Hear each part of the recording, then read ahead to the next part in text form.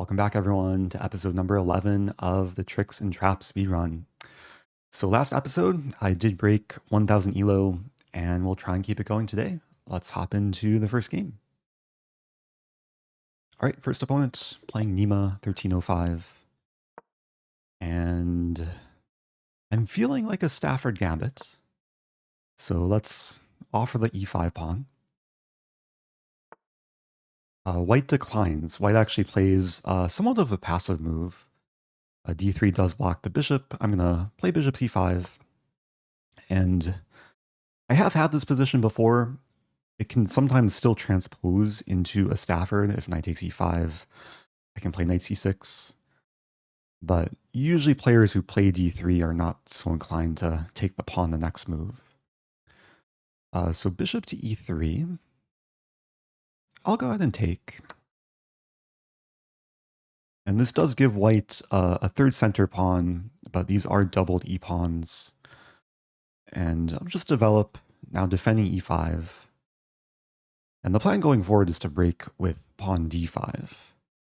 And then try and get some nice activity, maybe eventually pressure the pawn on e3. But yeah, we're not having a super crazy, dubious gambit from this opening. This position is a bit more mainstream, somewhat of a reverse scotch. But now maybe I have my first tactic of the game. Knight e3, it's the queen and the undefended g2 pawn.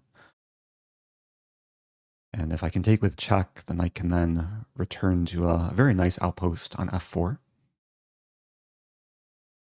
I'm actually realizing there is one potential trick in this position. Of course, knight takes g2 is the standard move. But I could also consider knight d4 or knight b4. With the idea that, okay, queen takes knight, there's a fork on c2. Okay, knight b4 I think is a little bit too much, but knight d4, is it worth playing? Let's do it. Of course, taking on g2 would have been very playable. But I think this is trickier and maybe also just better too. Because I now have both knights in the game. c2 and g2 are attacked. And queen takes e3 gets triple forked. And if knight takes knight, then I just take back with pawn and have a very well defended knight on e3.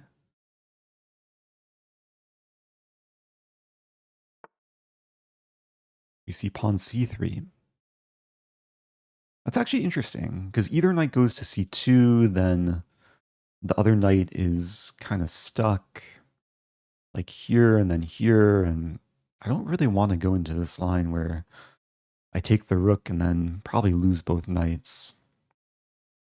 So I think now it's probably time to take on g2. And the nice thing is I can trade on e2 or f3 and then save the knight. And still win a pawn in the process. Maybe actually win multiple pawns. I'll take on e2. And now knight f4 is coming. So if queen takes e2 or king takes e2, this will attack e2 and d3. The bishop is also ready to come in. And even though my queen hasn't developed, it is helping participate in the attack against d3. So do I want to take d3 right away? I mean, I could trade queens, but okay, this series is all about attacking, trying to win quickly. And the general rule is when the opponent's king is less safe, you should keep queens on the board. Now I'm attacking b2, also setting up potential discover checks, threatening knight f2 with the double check and the fork. So life is very good here.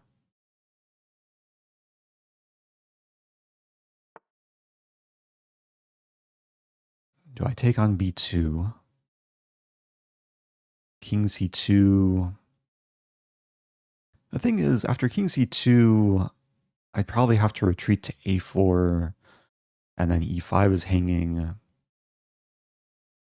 So I'm a bit more inclined to just keep the knight here.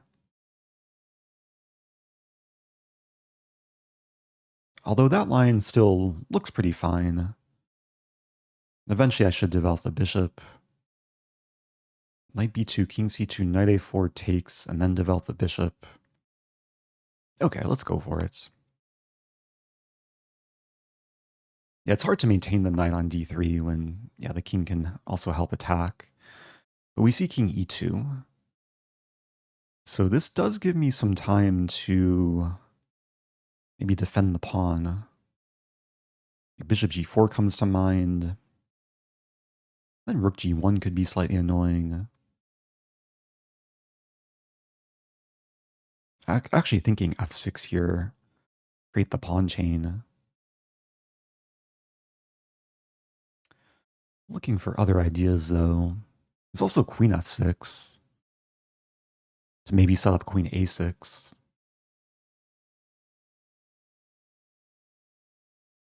Queen d6 is very similar. I'm going to play queen d6. Multi-purpose move. I do like the idea of putting the queen here to exploit the king, maybe try and get the knight back to d3. Yeah, after rook b1, I'll go for this. The knight does want to return to the center.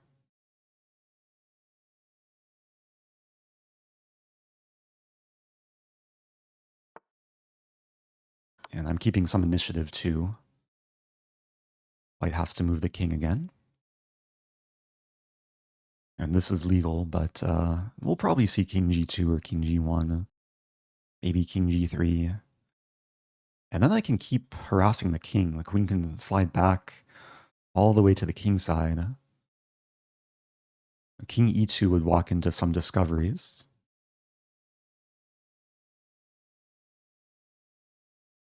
So yeah, this looks pretty good. Queen g6. White could block. Okay, knight g5 gets pinned. We see king f1. Now let's develop the bishop with tempo.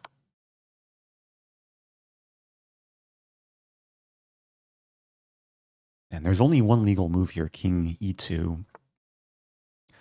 And now, yeah, the knight can return to a safe place, still checking the king.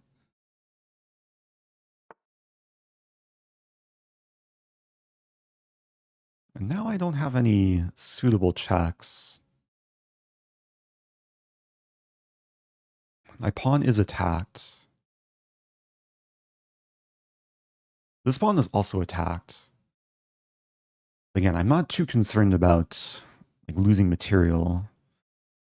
More interested in still harassing the king. But what to do? And there's knight g2. Looks a little bit unnecessary. Knight wants to be in the center. Looking for ways to set up traps with like allowing white to take one of the pawns. Queenside castling comes to mind, but that loses a7. So maybe kingside castling.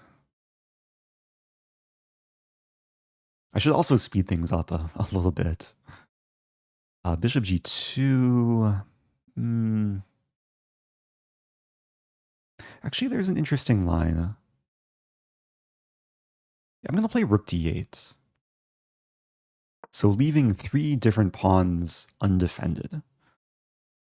But I'm pinning this knight. I'm trying to set up bishop g2 to attack and attack. And okay, if necessary, I can probably later castle kingside. When knight takes e5, I have this check.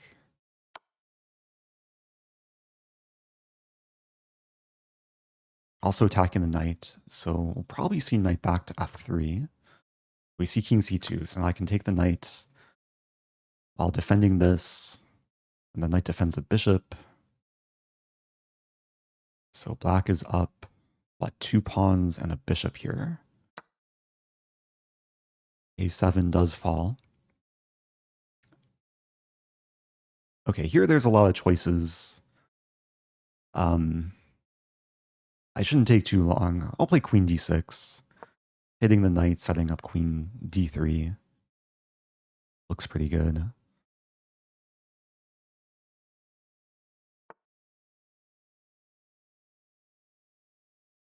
Yeah, queen d3. The king is going to try to run to safety. Let's keep attacking. Knight e2 attacks c3. Threatening mate in 1.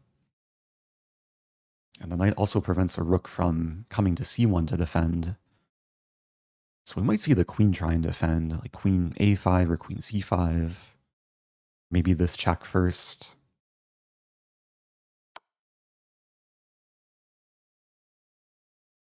Liking the idea of b5. Block the check and attack. Queen b4 is coming. Queen b3, okay. Let's bring the bishop back to a relevant square.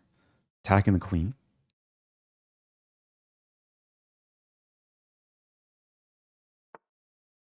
And now, yeah, there's a few options. Rook a8 comes to mind. c5 also comes to mind. The idea that after takes I have rook c8. Let's play the c5. I think this game has some nice illustration of initiative. You keep making threats in such a way that keeps improving your pieces. In this case, I'm sacking a pawn to open up the c-file. Keep the threats coming. Yeah, now there's going to be 3 attackers against c3. b5 is defended. Also, my rook's defended, very important.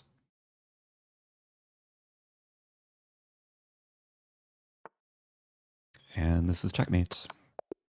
Okay, GG. Opponent definitely resisted there. Took some patience, but yeah, nice active opening.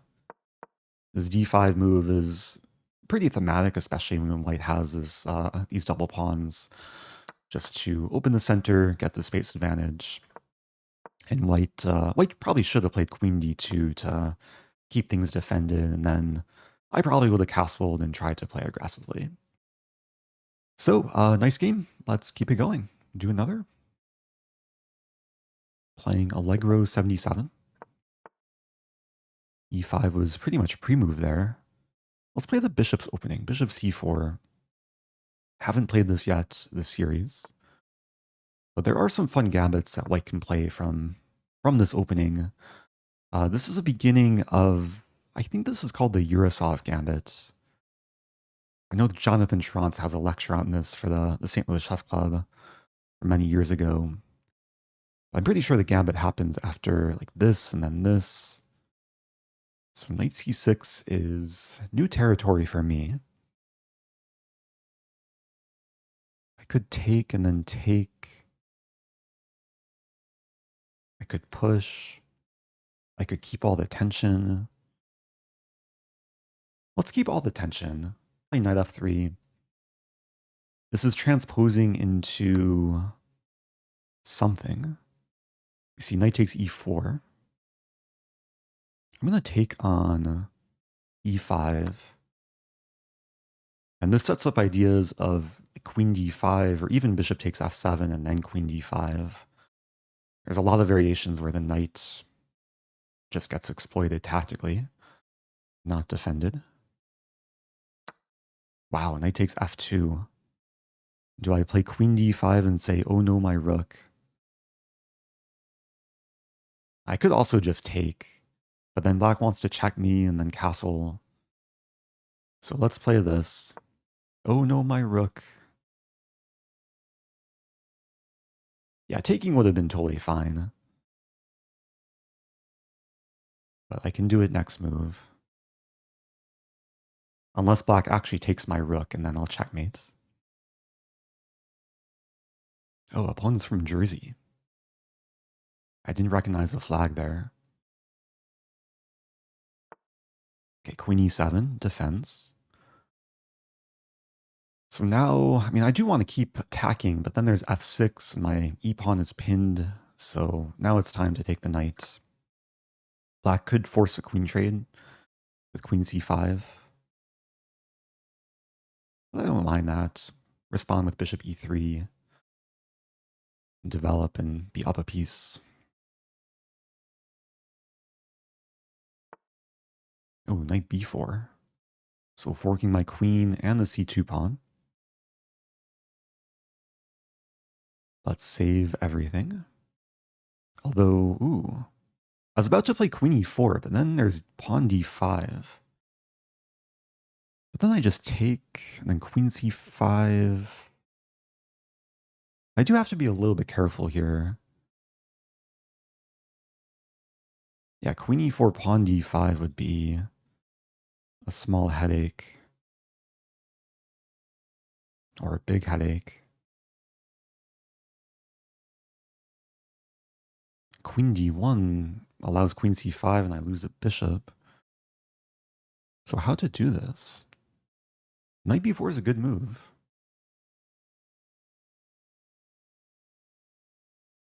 Queen d2 has the same problem. Wow.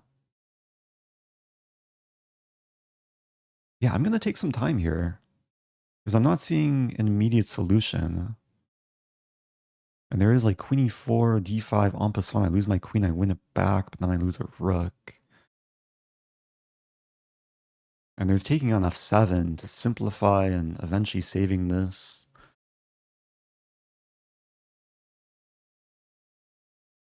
Yeah, I want to do something more active though. That's a great move from my opponent. So queen e4, d5. There's bishop b5, but then c6. d5, bishop e5, c6. And then I don't have en passant. Yeah, I move the queen, I lose the bishop.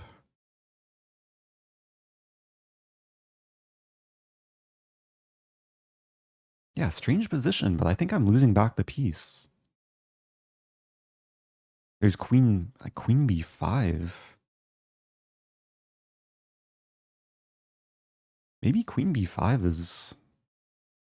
Oh, that doesn't feel right. I'm burning a lot of time here, but... Yeah, this is a critical moment. Queen e4... So queen e4, d5, I take queen c5. Bishop e3, I lose back material. And I'll be up a pawn? No, it's equal material there. Huh. What to do? Bishop g5, there's just knight takes. So maybe queen takes f7. I give back the piece. And I'll be up a pawn? No. No, that's still equal material. It's a piece for pawn currently.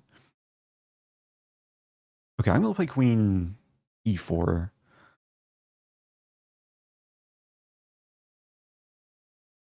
And it's not guaranteed my opponent will find this move.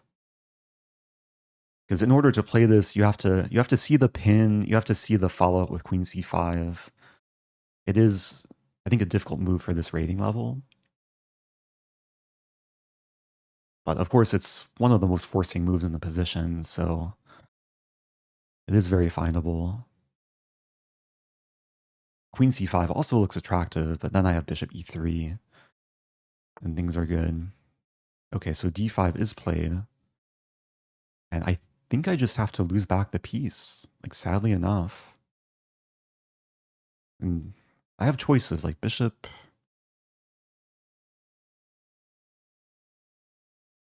Bishop g5, or bishop b5 c6. I'll just allow this. And queen c5 is coming.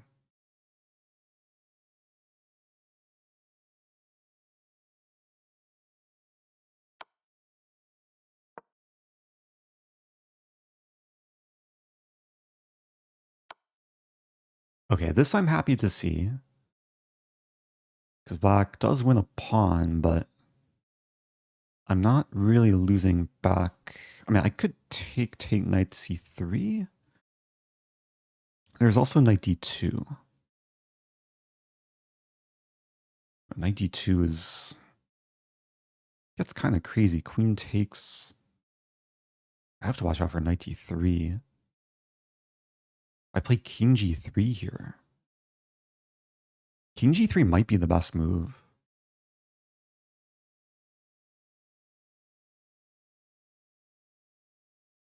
Like, usually the king is not safe on such a square, but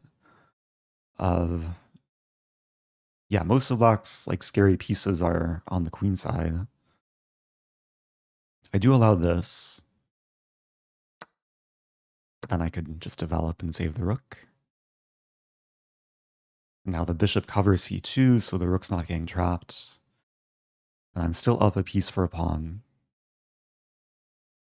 I'm very curious to analyze that after the game. If there was like a better way for white to respond to knight b4.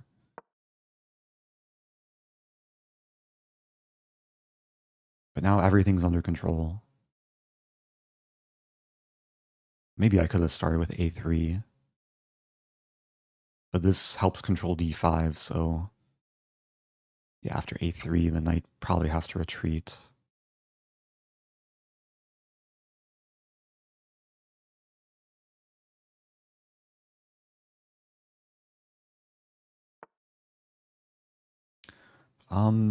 Yeah, d5's under control. Let's start with rook d1. And now a3. I still want to play aggressively. Looks like black is getting ready to castle kingside. So I might try an attack on the king side, like h4, knight g5. If knight d5, I'll win a pawn. 3 attackers, only 2 defenders.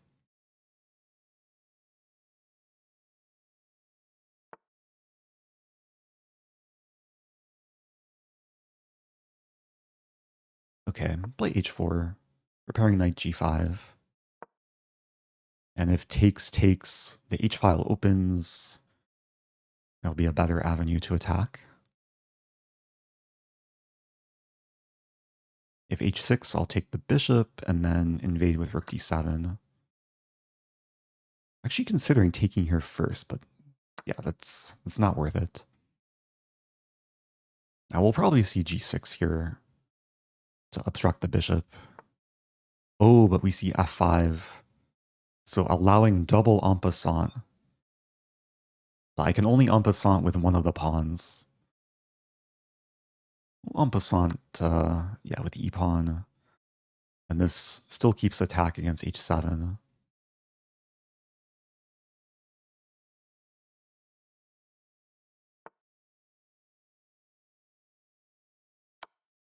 Okay, now black's position is crumbling. Looking for force mate. I mean, g6 traps my own bishop. Let's start with this. Actually, threatening mate in 1. And that's checkmate. Pretty unusual mating pattern there. But the knight, pawn, bishop all work together. Okay, yeah, that was a slightly unusual game. What does chess.com call this? Chess.com calls this the bishop's opening Berlin Ponziani Gambit. Was not the traditional Ponziani because I didn't play c3. But yeah, then we transposed into the Italian game. And I think the main line here is pawn takes pawn. This is a Scotch gambit. I think I would have castled, allowing this, and then I could play a Nachmanson gambit It's also rook e1, which is a main line. But I do want to check out what happened in this position. Because I was up a piece, but then my opponent hit me with knight b4. And according to the engine, wow, there's only one move here for white to be better. After every other move, white's worse. And I did not play the best move, queen e4. Black is already for choice after d5. So the best move, according to the engine, is queen to d4, which did not cross my mind at all because it willingly gets forked. But I guess the point is I stopped queen c5 and I can respond with queen f4, allow this, and then just have a good game where the knight's out of play. Yeah, that's very difficult to find. And kudos to my opponent for finding d5. But then, yeah, of course my opponent did not follow up correctly. They should have taken the bishop. Instead, they took here, and then king g3 was one of the best moves. Knight d2 would have actually been best. I guess knight d3 is not so scary, because then king g3. But yeah, if my opponent took on d5 here, the engine prefers black. Gives almost -1 in black's favor. Of course, it still would have been a fight, but black has a bishop pair and better pawn structure too. So, good game. Let's do one more, up to 1022. Next opponent playing bar 77. We have another king's pawn opening. This time I'm just sticking with traditional knight f3, and I'll play d4. Black's playing the Philidor, which is known to be a little bit passive because it blocks a bishop. And usually the principled approach is to just grab space early. Don't mind the trade on d4. I'll take with knight. And this should be a more kind of traditional opening. I was going to say the plan would be to develop the bishops very fluidly, but yeah, d5 does strike in the center.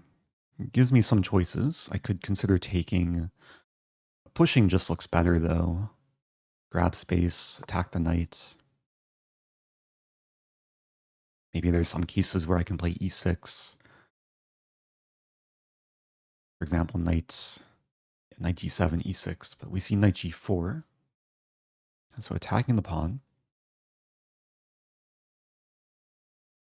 e6 is still an option because it obstructs the bishop from defending the knight. Let's do it. We might see queen f6, but then I take the knight. Even... Yeah, actually queen f6 I don't want to take first because then the bishop defends the knight again. I guess there's queen h4. But then g3. Yeah, I definitely want to make sure I don't get mated on f2 in these lines. So kind of funny position. The pawn is very deep in black's territory. If bishop takes, I can take, and then the knight is still attacked. So the second game in a row, early on, my opponent is taking on f2. And now I could take the knight. I could take the pawn first. I could play queen f3. It is worth taking a moment here. I think taking first makes the most sense. Just to take away black's castling rights. And then I'll still have options, like after king takes. I think the main options would be queen f3, queen h5, or taking the knight. Let's play queen f3. Yeah, I really don't mind queen f6. Then I can take the knight, we can trade queens. Yeah, there's still options between king takes knight, queen takes f6. I'll take with king. Yeah, the queen can't take on d4 because it is pinned.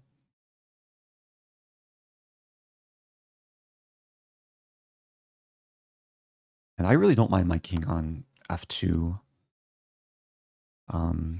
especially when queens come off the board. I'll take with pawn.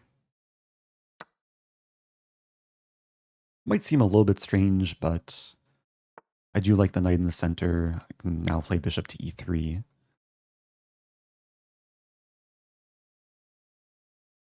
And when I take with pawn, the g file opens, so maybe some ideas of rook g1. But let's take the free pawn.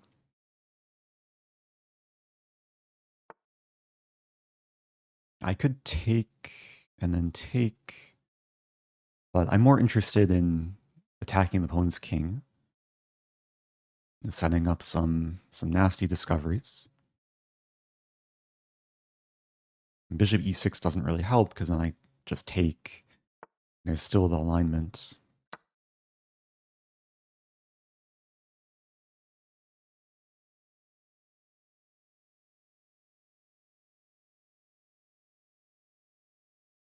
There's also the discovery against c5.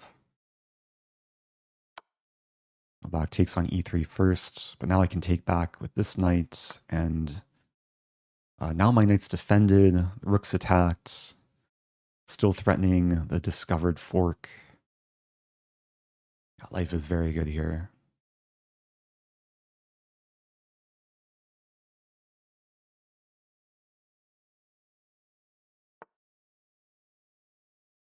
Okay, I could take the rook, but okay, let's take the rook. Yeah, I think we're approaching cleanup time. Just want to get the rooks into play, win material. I was briefly considering rook e1, but in such positions, there are a lot of ways to win. Okay, opponent abandons the game. So that brings me to 1031. Yeah, I think this is a relatively clean game. Yeah, I think my opponent made the mistake of trying to open the center when they were still pretty underdeveloped. Only had the knight developed, and the general rule is you don't want to open the center, especially when your king's still in the center and you're undeveloped. So more common approach is to play bishop e7 and castle, even sometimes play g6, bishop g7, get some solid formation on the king side. But yeah, this worked out quite well. e6 was playable. Engine says that black should have retreated to save the knight. And yeah, once this happened, white was in full control. So I think I'll wrap it up there. Hope you guys enjoyed the games today. As usual, if you like the content, do subscribe, and I'll see you guys soon. As usual, if you like the content, do subscribe, and I'll see you guys soon.